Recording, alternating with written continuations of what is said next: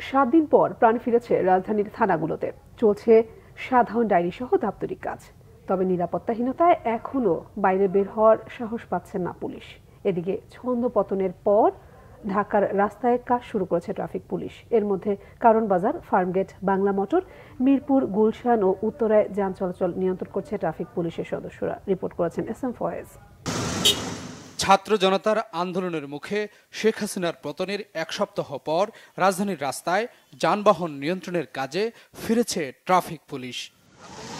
Traffic পুলিশের পাশাপাশি এখনও শিক্ষার্থীরা দায়িত্ব পালন করছে। সাধারণ জনগণ, ছাত্রছাত্রী সবাই আমাদের সাহায্য করছে। কোনো প্রকার সমস্যা নেই, আমরা নির্বিঘ্নে কাজ করতে পারছি এবং পারবো আশা করি। সবাই পজিটিভলি, সবাই আমাদেরকে অভিনন্দন জানাচ্ছে। অনেকে সকালেতে সালাম দিয়ে গেছে, বলছে না খুবই ভালো হয়েছে। এই আর কি, সবকিছু মিলাই ভালো।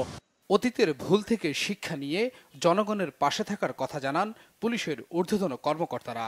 মানুষের আমাদের প্রতি যে ধারণা, আমরা এই নতুন জেনারেশনের মাধ্যমে আমরা তাদের সাথে এবং জনগণের সাথে প্রতিজ্ঞাবদ্ধ।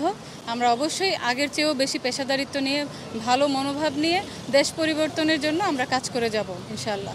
ভয় কাটিয়ে থানায় যোগ দিয়েছে থানা পুলিশ। তাদের নিরাপত্তায় কাজ করছে সেনাবাহিনী।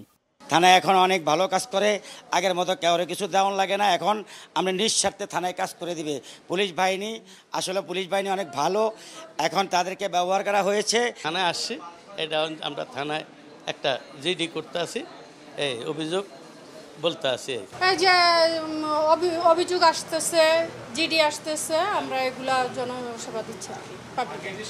হ্যাঁ, সবগুলো চলছে। বাইরে টল শুরু হয়েছে, আমরা 10টা জিডি নিয়েছি, আবার 2টা অভিযোগ অন্ধা আছে, আর মামলা হয় নাই আপাতত এখনো। কথায় নয়, সেবার মাধ্যমে মানুষের পাশে থাকার কথাও জানান তারা। এস.এম. ফয়েজ, বাংলা ভিশন, ঢাকা।